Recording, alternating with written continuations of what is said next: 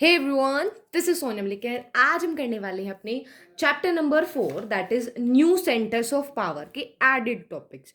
ठीक है, देखो ये टॉपिक्स ना आपकी बुक में नहीं दे रखे हैं, सीबीएसई ने पीडीएफ दी है, उसके अंदर ये टॉपिक्स हैं, तो उनको आज हम कवर करने वाले हैं। ठीक है, तो ये बहुत इंपॉर्टेंट है, इसको मिस मत करना। देखो सबसे पहले हमारा टॉपिक है ब्रिक्स। ब्रिक्स आजकल हम बड़ा सुन रहे हैं, तो देखो B Brazil, R Russia, I India, C China, S South Africa, यानी कि ये 5 नेशंस का एक ग्रुप ब्रिक्स बनाता है।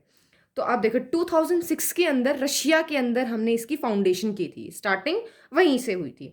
ठीक है, और 2019 जो है 11th कॉन्फ्रेंस, यानी कि जो बिल्कुल रिसेंट थी 11th कॉन्फ्रेंस, वो हुई थी 2019 के अंदर। और उसके लीडर कौन थे? ब्राजील के जो प्रेसिडेंट थे जियर बोल्सोनारो। ठीक है, उन्होंने इस प्रेसिडेंट ये जो मीटिंग थी इसको लीड किया था।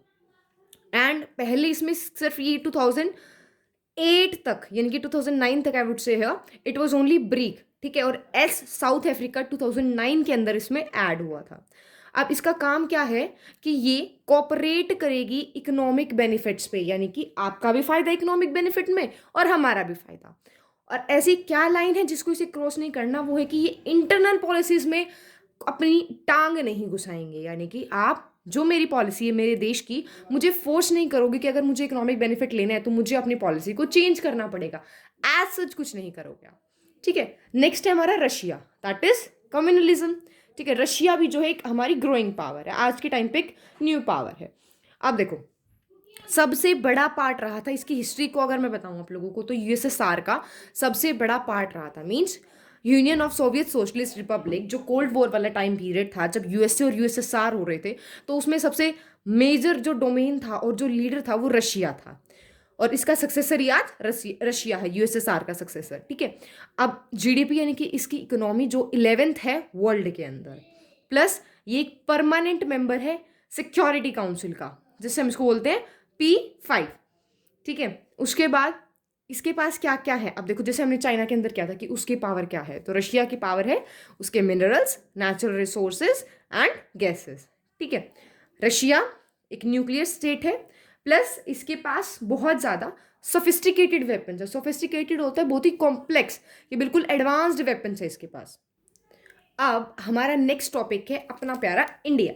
ठीक है, तो इंडिया आज के टाइम पे एक नई सेंटर ऑफ पावर बन चुका है। बड़ा प्राइड से होते हैं ना, मतलब जब अपने इंडिया के बारे में पढ़ते हैं कि as a new centre of power in the world. चलो अब देखते हैं। ठीक है, इसमें फ़ायदा क्या है? 21st सेंचुरी के अंदर एक ग्लोबल पावर बन चुका है। ठीक है भाई, पता है उसके बाद किन तरीकों से, जैसे हमने देखा कि उसमें रिसोर्सेज हैं, उसके पास लैंड है, उसके पास पॉपुलेशन है, बट इंडिया इतना टैलेंटेड है कि ये मल्टी डायमेंशनल वेज में आगे जा रहा है। उस तरीके से भी आगे है, वहाँ से भी आगे और वहाँ से भी आगे है। ठीक है, तो एग्जाम में लिखना कैसे है? Multi dimensional. अब इसके अंदर जितने भी पॉइंट्स ऐड करना चाहो उतने कर सकते हो। फिर इसके अंदर क्या क्या ऐसी स्पेशलिटी है? पहले हम इकोनॉमिक लेवल से डेवलप कर रहे हैं, हमारा कल्चर डेवलप कर रहा है ना, योगा है और कितनी सारी चीज़ें हैं जो मेड इन इंडिया और पूरी फेमस है। हमारा कल्चर एक स्ट्रैटेजिक पोजीशन है, यानी कि जोग्राफिक लोकेशन जब हम देखें इंडिया की, तो जो इसकी पोजीशन है वो इसके लिए बहुत ही हेल्पफुल है। इंडियन ओशन, मतलब पूरे ओशन का नाम इंडिया पे है, तो ट्रेड रूट्स कितना बेनिफिट होता है। पॉपुलेशन हमारी 135 करोड़ को भी पास कर चुकी है, तो एक ह्यूज मार्केट है, इन्वेस्टमेंट्स के लिए एक अट्रैक्शन है। अब हमारा टारगेट क्या है कि $5 ट्रिलियन हमने टारगेट रखा है, और एक बहुत बड़ा मार्केट इंडिया के अंदर है।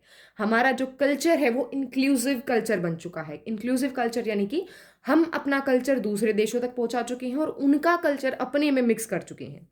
ऐसा किससे पता चलता है? क्योंकि इंडियन डायस्पोरा वो 200 मिलियन है। अब देखो डायस्पोरा क्या होता है?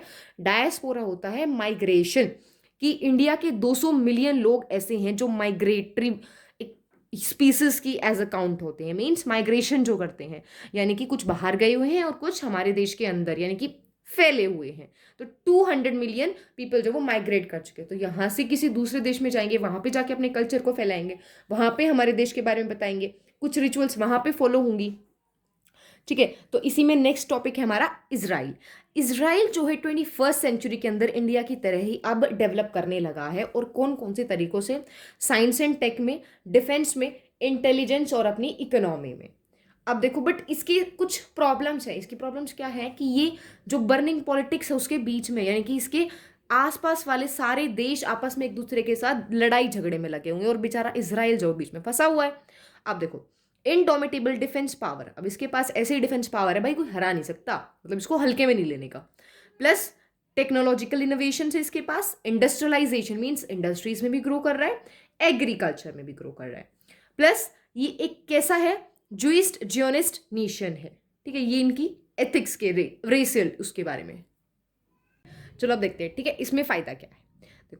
21st सेंचुरी के अंदर एक ग्लोबल पावर बन चुका है, ठीक है भाई, पता है। उसके बाद किन तरीकों से, जैसे हमने देखा कि उसमें रिसोर्सेज हैं, उसके पास लैंड है, उसके पास पॉपुलेशन है, बट इंडिया इतना टैलेंटेड है कि ये मल्टी डायमेंशनल वेज में आगे जा रहा है। उस तरीके से भी आगे है, वहां से भी आगे और वहां से भी आगे है, ठीक है। तो एग्जाम में लिखना कैसे है, मल्टी डायमेंशनल। अब इसके अंदर जितने भी पॉइंट्स ऐड करना चाहो उतने कर सकते हो। फिर इसके अंदर क्या क्या ऐसी स्पेशलिटी है, पहले हम इकोनॉमिक लेवल से डेवलप कर रहे हैं, हमारा कल्चर डेवलप कर रहा है ना, योगा है और कितनी सारी चीज़ें हैं जो मेड इन इंडिया और पूरी फेमस है। हमारा कल्चर, एक स्ट्रैटेजिक पोजीशन है, यानी कि जोग्राफिक लोकेशन जब हम देखें इंडिया की, तो जो इसकी पोजीशन है वो इसके लिए बहुत ही हेल्पफुल है। इंडियन ओशन, मतलब पूरे ओशन का नाम इंडिया पे है, तो ट्रेड रूट्स कितना बेनिफिट होता है। पॉपुलेशन हमारी 135 करोड़ को भी पास कर चुकी है, तो एक ह्यूज मार्केट है, इन्वेस्टमेंट्स के लिए एक अट्रैक्शन है। अब हमारा टारगेट क्या है कि $5 ट्रिलियन हमने टारगेट रखा है और एक बहुत बड़ा मार्केट इंडिया के अंदर है। हमारा जो कल्चर है वो इंक्लूसिव कल्चर बन चुका है। इंक्लूसिव कल्चर यानी कि हम अपना कल्चर दूसरे देशों तक पहुंचा चुके हैं और उनका कल्चर अपने में मिक्स कर चुके हैं। ऐसा किससे पता चलता है, क्योंकि इंडियन डायस्पोरा वो 200 मिलियन है। अब देखो डायस्पोरा क्या होता है, डायस्पोरा होता है माइग्रेशन, कि इंडिया के 200 मिलियन लोग ऐसे हैं जो माइग्रेटरी स्पीसीज की एज अ काउंट होते हैं, मीन्स माइग्रेशन जो करते हैं, यानी कि कुछ बाहर गए हुए हैं और कुछ हमारे देश के अंदर यानी कि फैले हुए हैं। तो 200 मिलियन पीपल जो वो माइग्रेट कर चुके हैं, तो यहाँ से किसी दूसरे देश में जाएंगे, वहां पे जाके अपने कल्चर को फैलाएंगे, वहां पे हमारे देश के बारे में बताएंगे, कुछ रिचुअल्स वहां पे फॉलो होंगी, ठीक है। तो इसी में नेक्स्ट टॉपिक है हमारा इजराइल। इजराइल जो है 21st सेंचुरी के अंदर इंडिया की तरह ही अब डेवलप करने लगा है, और कौन कौन से तरीकों, प्लस ये जूइश जियोनिस्ट नेशन है। अब देखो इसका एक अगर तुम्हें बढ़िया सा वो देना है ना, कि इसको एक पिन ट्रैक देना है, तो विल से हियर कि सस्टेनिंग अगेंस्ट द एडवर्सिटी, मतलब एक ऐसी पॉलिटिक्स के अंदर रह रहा है जहां पे अरब डोमिनेटेड है, मीन्स सारे अरब नेशंस है और आपस में झगड़ रहे हैं, और वहां पर ये अपने आप को सस्टेन कर रहा है, अपने आप को बना के रखा है इतनी सारी नेगेटिव सिचुएशंस के अंदर भी, ठीक है। तो ये जो 4 टॉपिक्स थे हमारे एडिड टॉपिक्स हैं, BRICS, Russia, India and Israel, तो 4 टॉपिक्स हम कवर कर चुके हैं एंड हियर हम अपना चैप्टर कंप्लीट कर चुके हैं। Do subscribe my channel, like it and share it with your friends and अगर तुम्हें कोई भी डाउट है तो do let me know in the comment sections.